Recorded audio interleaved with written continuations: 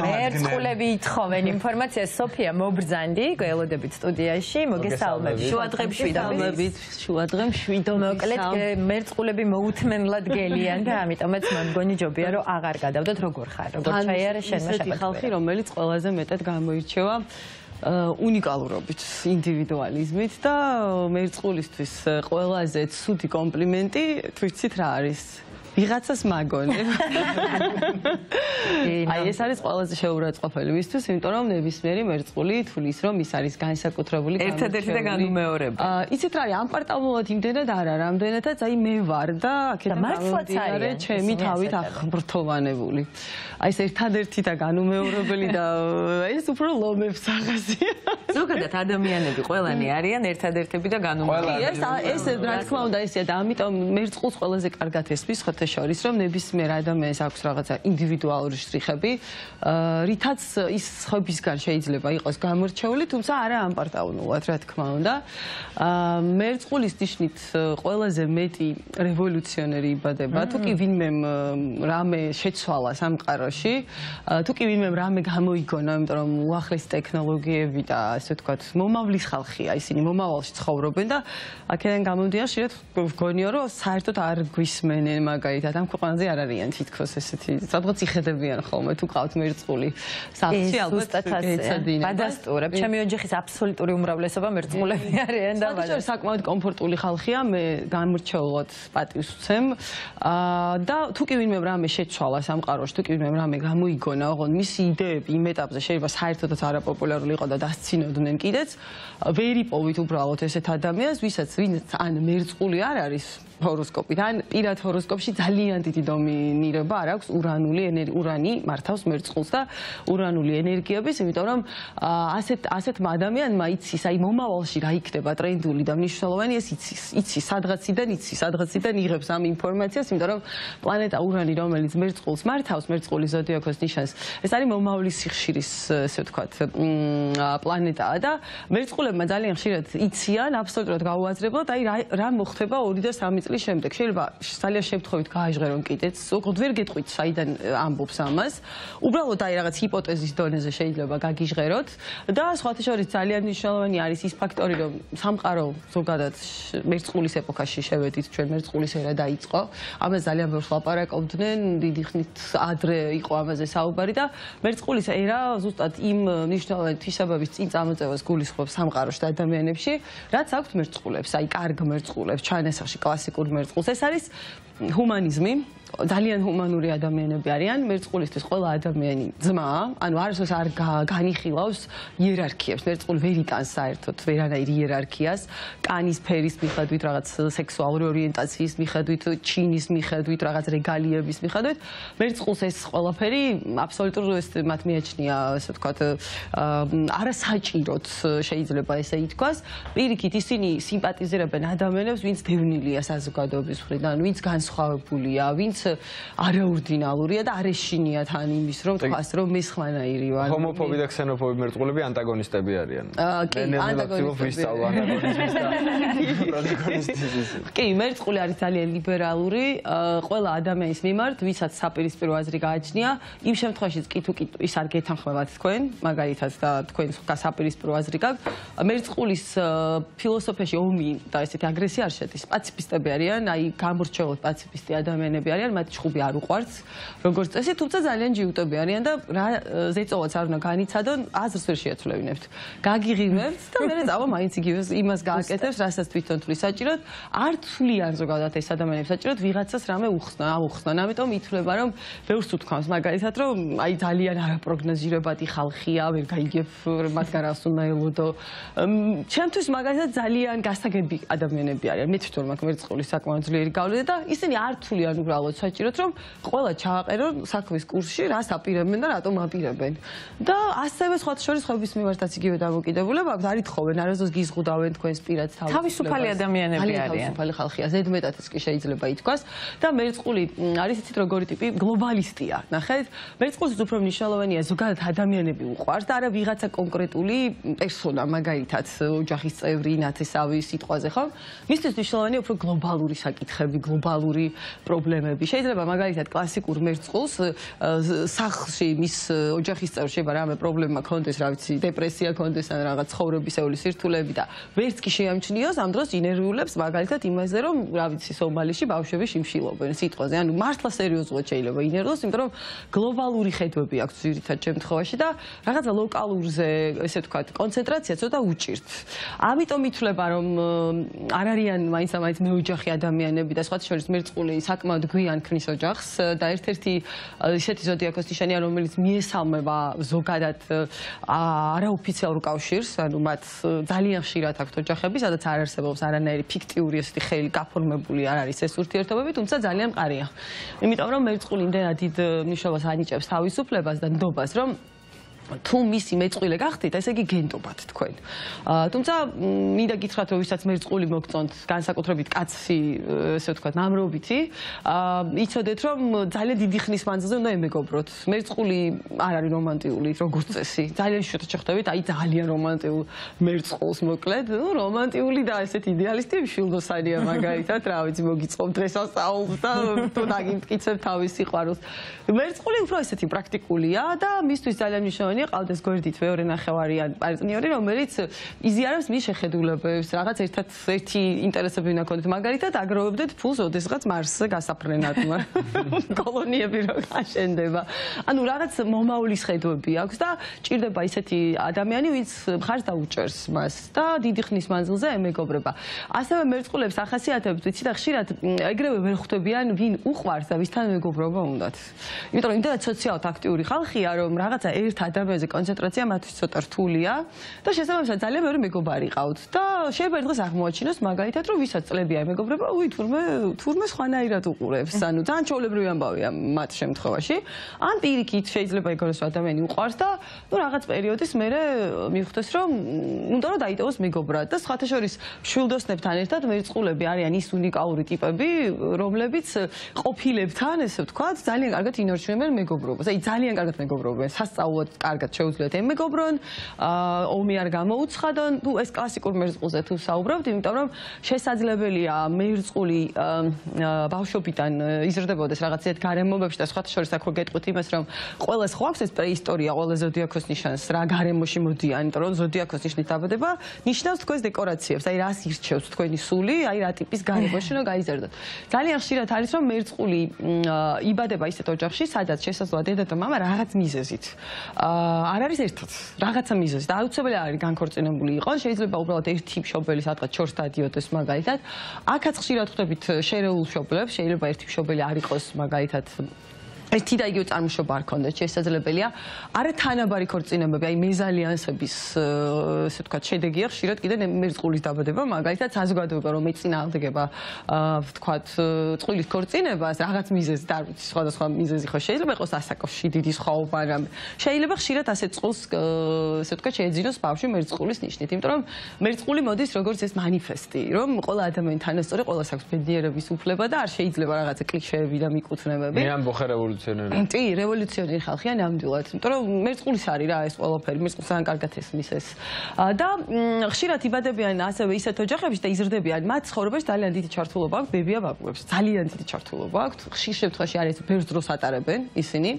თუ არ ატარებენ, აი რომელიმე მაინც იქნება მისთვის რაღაც ავტორიტეტი მნიშვნელოვანი, თუმცა ასევე შესაძლებელია ბავშვობის ტრამვა მიიღოს მერწყულმა რომელიღაც აი ასაკით უფროსი ადამიანისგან, ბებია-ბაბუა იყოს შეიძლება ძალიან მკაცრი მის მიმართ და აქედან გამომდინარე შესაძლოა გაიზარდოს ცოტა სხვანაირი, ანუ აი მე რაც ჩამოგითვალოთ იმ თვისებებს შეიძლება საერთოდ ვერ მივსადაგოთ, იმიტომ რომ დაემსგავსებათ სუდად განვითარებულ ლომს, ეს ანტაგონისტის პრინციპი აუცილებლად ჩაითვალა და იქნება ძალიან ამბიციური და მუდმივად ბავშვად დარჩება, რომელიც თulis რომ მე უნიკალური ვარ, მაგრამ არაფერს გავაკეთებ იმისთვის რომ დაგიმტკიცოთ რომ მე მაგარი ტიპი ვარ, თქვენ ხომ ხედავთ რომ ესეთი მაგარი ვარ, ხო და მაგიარეთ აი სტაჟ და ამიკარი, ეს ცუდად განვითარებულ მერწყულებს რაც შეეხებათ, მინდა გითხრათ, იმიტომ რომ ძირითადად ამ ხალხს შორის ხვდებით კოსმოპოლიტებს, ძალიან კეთილმოსურნეები არიან, ადვილად შემოდიან ძალიან კონტაქტში. აი ძალიან ადვილად ყველაზე სოციალურად აქტიური ხალხია, უამრავი ნაცნობი ყავთ ხათ შორის. თქვენ შეიძლება იფიქროთ, რომ მეგობრები ყავთ ბევრი. საერთოდ მერწყული მეგობრების სექტორია საერთოდ ასტროლოგიაში და ურანიის უფრო თანამოაზრეებია პრინციპში. აი მეგობარი იმდენად არ არის. ყველას იცნობენ, ყველა იცნობს. აი კლასიკურ მერწყულზე ვინმეს რო კითხოთ, გეტყვით, რომ კი, კაცო, ვიცნობ, ჩემი მეგობარია. მაგრამ რო კითხოთ ამ ადამიანს საცხოვრობს ეს ტიპი, ანუ მეუღლე ვინ ყავს, რა საქმე, არავინ არ იცის. იმიტომ რომ იმდენად სოციალურად აქტიურები არიან, ყველაფერს ლაპარაკობენ. აი ხელის გულზე თითქოს დევს ეს ადამიანი, რომ მართლა რისი დამაოაც საჭიროა, ნუ პრივატულობა რაც შეეხება ხო პირად ცხოვრებას. იქ უკვე აღარავინ აღარ ინტერესდება. მიხვდით, ანუ ძალიან კარგად ახერხებენ შენიღმა. და სხვა შორის ყველაზე ჭკვიანები არიან, მინდა გითხრათ, ერთ-ერთი უჭკვიანესი ზოდიაქოს ნიშანი და ყველაზე მეტი ვუნდერკინდი ბავშვი და ეგრეთ წოდებული special kids ხო, ასევე მერწყულის ნიშნით იბადება, აი განსაკუთრებული უნარები ვისაც აქვს. ამიტომ თუ მერწყულის ნიშნის ბავშვი ყავთ, შეიძლება ხან გაგაოცოთ, ისე კარგად სწავლობდე, შეიძლება ხან თავიგინად მოიკლათ, იმიტომ რომ არაფერს არ აკეთებ. ხომ არ გეცე. და ვერაფერს ვერ აიძულებთ, იცით? რაც მას თვითონ მოსწონს, მხოლოდ მარტო შეგიძლია ემეგობრებათ. კი, უნდა ემეგობრე, უნდა მისცე სრული თავისუფლება, იმიტომ რომ არასოდეს კონფლიქტს არ დაგიწყებს, მაგრამ არ გააკეთებს უბრალოდ იმას, რასაც შენ აიძულებ. და არც თვითონ არასოდეს არ გაიძულებს, ეს აქვთ, საოცრად კარგი აქვთ. სხვათა შორის ჩაცმა და ხუროთხვრივ ძალიან ადვილად იცნობთ. მე ვცნობ აი ყველაზე არაორდინალურად ჩაცმულები არიან, განსაკუთრებით ქალები. შეუძლიათ სხვადასხვა ეპოქის ტანსაცმელი შეუხამონ ერთმანეთს და ისე კარგად გამიქსონ, რომ ესე შეხედავ ეს რა მაგარია. მოკლედ, ესე ხირხებად, ძალიან კარგად გამოსდით და ანუ ცნობილ ესე თქვა სტილის კანონმდებლებს შორის, ქალებს შორის ძალიან ბევრს შევხვდებით ასევე მერწყულს. ისინი ყველაზე წარმატებულები არიან სხვა შორის იცით საათ პოლიტიკაში. პოლიტიკოსებს შორის ყველაზე ცნობილი და წარმატებული ვინც კი იცის მსოფლიო და ჰუმანური რაც ყველაზე მნიშვნელოვანია, ვინც მაქსიმალურად ჰუმანურად გაატარა თუნდაც რეფორმები, მერწყულები არიან ძირითადად ჩემთვის. თუ მიმღებლობა აქვს. კი, მიმღებლობა და იცით რა არის მერწყულისთვის არ არსებობს დაბალი იერარქია. ნახეთ, მისი კარი ყოველთვის ღია, ის თუ პრეზიდენტია, თუნდაც აი ვოლოდიმირ ზელინსკი არის მერწყული. და ხედავთ ჩვენ როგორი უშუალოა ის, როდესაც ესაუბრება თუნდაც დაქვემდებარებულებს, ხომ? ანუ ადამიანებს თუნდაც შოულებრივ მოსახლეობას. კი, და პრინციპში მისი ესე ვთქვათ იმიჯი ზუსტად ესეთია, ის რისთვის იბრძვის, საყოველთაო თავისუფლებისთვის იბრძვის, რეალურად მისი მოტივაცია ზუსტად ეს არის, რომ არა მხოლოდ ჩემი ქვეყანა იყოს თავისუფალი, არამედ ზოგადად სოფლიოში, სოფლიო გათავისუფლდეს რაღაცა კონკრეტული ვორკილებისგან, რომელიც ვიცით, რასაც უკავშირდება, ხომ? ანუ ის მხოლოდ თავისი ხალხისთვის არის. ჩვენ ინსტიტუციების საქმესაც ლაპარაკობს ხოლმე. კი, იმიტომ რომ მერწყულის პრინციპი, სხვათა შორის თვითონ მერწყულს თუ კი დააკვირდებით, სიმბოლო ნახეთ რა არის მერწყულს, ეს არის ტიპი, რომელიც ადამიანი, რომელსაც ხელში უჭირავს სათლი და წყალს ასხამს, მოკლედ. ეს არის სიმბოლო იმის, რომ მერწყულს არ ენანება თავის რესურსი. ანუ ეს არის ხალხი, რომელსაც თუ კი რამე იცის, თუ კი რამე შეუძლია, ყველასთან არის გაუზიარო. ეს არ აქვს მნიშვნელობა მის წყალს ვინ გამოიყენებს, ის არ აკვირდება. ნახეთ, აი ვინ იყენებს მის რესურსს, თუ კი რამეს აკეთებს, ყველას ემეტება ეს რესურსი, მაგრამ ეხა შენ რომ მიხვიდე და უთხრა რომ მოიტა ეგ თასის აღში წავიღე, ნუ რას უკაცრავად. ანუ ის სulis რომ ჩემი წყალი, ანუ ჩემი რესურსი, ყველასია, ვისაც ჭირდება, ვისაც ჭირდება, იმიტომ რომ მერწყულებმა ყველაზე კარგად იციან, რომ ცოდნის გაზიარებით და საერთოდ რესურსის გაზიარებით ადამიანს რესურსი არ ეკლდება, პირიქით ემატება და ემატება და ამიტომ ყავთ მერწყულებს ყველაზე მეტი მეგობრები, მხარდამჭერები, ძალიან ადვილად პოულობენ თანამოაზრეებს, ყველგან სიმპათიზირებენ ესეთ ადამიანებს. აქედან გამომდინარე, ისინი კოსმოპოლიტები არიან, ძალიან ჰუმანურები არიან, გლობალურად უყურებენ სამყაროს, უბრალოდ არ არიან ტრივიალურად მეოჯახე ადამიანები. ამიტომ თუ კი გინდათ, რომ თქვენს გვერდით მერწყული იყოს, თქვენ უნდა შეეგუოთ იმ აზრს, რომ ის ყველასია, მაგრამ არავისი. და აქედან გამომდინარე, მესაკუთრე თუ ხარ, საინტერესო მერწყული და მერწყული ერთად წყვილში. სუპერ წყვილია. ძალიან კარგი წყვილია, იმიტომ რომ მათ ორივეს ყველაზე კარგად ესმით თავისუფლების პრინციპი და თუ ისინი კლასიკური მერწყულები არიან, ძალიან კარგ და ძალიან მყარ წყვილს ქმნიან და ძალიან ბევრი წყვილი ვიცი, რომელიც აი შეიძლება აი იგივე ზელინსკი და მისი ცოლი არიან. ორივე მერწყული არიან. ორივენი არიან მერწყულები და ორი მერწყული ერთობლივად, ესე ვთქვათ, აუცილებლად ექნება მიღწევლივი პროექტები. აუცილებლად ექნება. სხვათა შორის ძალიან ხშირად მერწყული სიმპათიზირებს სხვის შვილებს ასევე. ხშირად ხდება რომ შეიძლება თავისი არ ყავდეს, მაგრამ ზრდიდეს სხვის ბავშვებს და მისთვის ეს ძალიან ბუნებრივი მომენტია, ძალიან კარგად უგებს სხვის შვილებს, ანუ სხვისი შვილების მოვლა პატრონობა და ესე ვთქვათ, უყვართ რა, ანუ არ არის მათთვის რთული, მაგალითად თუ პარტნიორს ყავს შვილი, ძალიან ჩვეულებრივად მიიღებს ის ამ ბავშვს და გაუწევს დედობას. ანუ გაზრდილი ბავშვები უფრო ეკომფორტულებად შეიძლება. იმიტომ რომ მერწყულებს შორის ხოთა შორის აი ქალებს შორის მაგალითად ბევრს შეხვდებით რომელიც არ ჩქარობს გახდეს დედა და თუ გახდა დედა კიდეც აი საერთოდ არ არიან დიქტატორები და აი ძალიან თავისუფლად ზრდიან ბავშვებს აი მაქსიმალურ თავისუფლებას აძლევენ შეიძლება გაგიკვირდეთ კიდეც რომ აი როგორი დედაა რომ აი გაუშვა და ერთხელ არ დაურეკა მაგალითად არ მოიკითხა მაგრამ ნუ მერწყული თulis ესე რომ პატივს ცემს რა სხვის თავისუფლებას და აქედან გამომდინარე შესაბამისად მოკეთ თავის ანუ ბავშვებსაც აღიქვამენ როგორც ინდივიდებს და მამები რა შვებიან ამ მამები ძალიან კარგები არიან, მინდა გითხრათ და იცით როგორი ტიპები არიან, ბავშვები არ ხქვამენ თანატოლად. მერწყულს ზოგადად არ ახასიათებს ეს მენტორული ტონი, რომ მე დიდი ვარ, შენ პატარა ხარ. ანუ მაქსიმალურად აძლევს აი ამ თანასწორ უფლებიანი კავშირის მომხრეა. ერთადერთი უბრალოდ ძალიან დიდ მნიშვნელობას ანიჭებენ მამები განსაკუთრებით ბავშვის განვითარების მხრივ შრომას, ანუ მისთვის ძალიან მნიშვნელოვანია რომ ბავშვი პატარობიდან მიეჩვიოს იმას, რომ პატივი უნდა სცეს უფროსებს და პატივი უნდა სცეს ზოგადად იშრომოს უნდა იმისთვის რომ რამე მის მიაღწიოს ცხოვრებაში არ არიან ოღონდ კაცრები რომ გითხრათ ესეთი კაცრი და დიქტატორი მშობელი როგორც წესი არც ერთი სქესის მერწყული არ არის უბრალოდ შეუძლია ცოტა ცივი და ცინიკური იყოს ანუ ბავშვს თუ გადამეტებულად ემოციური ხასიათი აქვს შესაძლოა კი კონდეს რაღაცა გარკვეული პრობლემები იმიტომ რომ მერწყული ეგრეთ წოდებული უწიპუწის ადამიანი არ არის ძალიან ცოტა მერწყულს იპოვით რომელსაც ეს შეუძლია უყვარს და გამოზდის ხო ამის მომიჯნავე ნიშანი ხა თევზები პირიქით ძალიან თბილები არიან ძალიან მოსიყვარულე აი მომდევნო გადაცემაში უკვე თევზებზე ვისაუბრებ მერწყული ცოტა ცივია და იცით როგორი მშობელია კიდე თუ ხელს არ უშლიან მოკეთ ბავშვები ესე ვთქვათ მნიშვნელოვან პროექტებში იმიტომ რომ არ არის ესეთი ტიპის სახში დაჯდეს მხოლოდ ოჯახს მიუძღვნა საგარეო საქმეები უფრო აინტერესებს როგორც არ უნდა უშლიდნენ ხელს მოკეთ თუ ბავშვები ძალიან არ უშლიან ხელს სუპერ კარგი მშობელია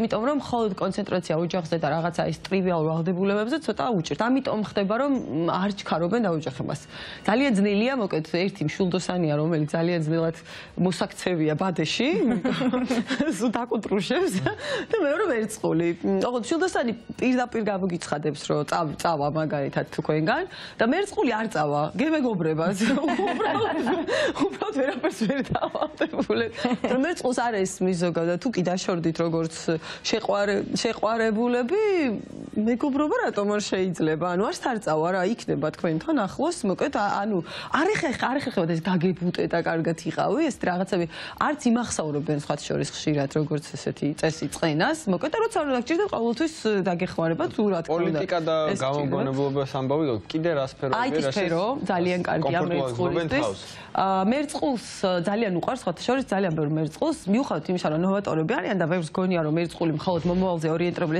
არ არის იმიტომ რომ მერწყულს ორი მართველი ყავს პირველი სატურნია ეს არის როგორი ხალხი იცით რომელიც ძალიან დიდ პატივს ცემს ისტორიას და ტრადიციებს ოღონდ მერწყულები პატივს ცემენ როგორ ტრადიციებს და ისტორიას იცით რომელიც ძალიან მნიშვნელოვანია აი რაღაცას წარმოადგენს ანუ დრომოჭმული ტრადიციები არ უყვართ ის რაც ადამიანს რაღაც ესე ვთქვათ მორკილებს ადებს ამიტომ მერწყულს ყველაზე კარგად შეუძლია ძველის და ახლის სინთეზი შექმნას და ძალიან ბევრი მერწყული აკეთებს ხოთ შორის ამას ძალიან ბევრი არქიტექტორებს ხვდებით მაგალითად რესტავრატორებს ძალიან ხშირად ანუ ზუსტად წარსულის და აწმყოს რაღაც სინთეზი რო უყვართ რო შექმნან თითქოს აი ძველიც აიღონ და რაღაც ახალი მიამატონ მაგალითად ეს შეუძლია თუმცა ძირითადად უფრო ხშირად მაინც ტექნოლოგიები ასევე ძალიან ბევრი ცნობილი ადამიანი იბადება მათ შორის სხვათა შორის ფეხბურთელები არიან იმიტომ რომ ეს გუნდის მოთამაშეა ქართველების ამაყო ხვიჩა კვარაცხელია მერწყულია მინდა გითხრათ იმიტომ რომ მერწყულს ძალიან კარგად ესმის გუნდის პრინციპი ანუ იცის რომ აი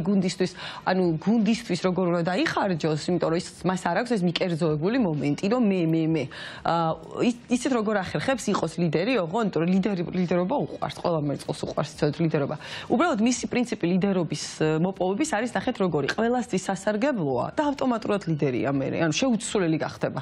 ანუ ყველასთან მეგობრობს, ყველასთვის ემეტება რესურსი და ავტომატურად ხდება უკვე მე ლიდერი, იმიტომ რომ ყველას უნდა მე ესეთ ადამიანთან კომუნიკაცია, ხო, ვისაც ყოველთვის აქვს სურვილი რომ რაღაც გაგიზიაროს თუნდაც და აი ეს მიკერძოებულობა როდესაც არ აქვს, ამიტომ ფეხბურთელებს შორის ძალიან ბევრ მერწყულს ხვდებით და ასევე ნუ IT ტექნოლოგიები, თანამედროვე ტექნოლოგიები, თუ კი რამე მომავლის პროფესიებია ყველგან ესენი არიან, ნუ აღარაფერს ვამბობ ზოგადად ის კოსმოსის დაპყრობა მერწყულისთვის არის საინტერესო მაგალითად და ილონ მასკი მერწყული არ არის, მაგრამ კარმული ნიშანი აქვს მერწყულში და ნუ მისი პირდაპირი მოვალეობა არის გაცდეს დედამიწას და რა ვიცი შეისწავლოს თუ კი სადმე რამე გალაქტიკებში ხდება.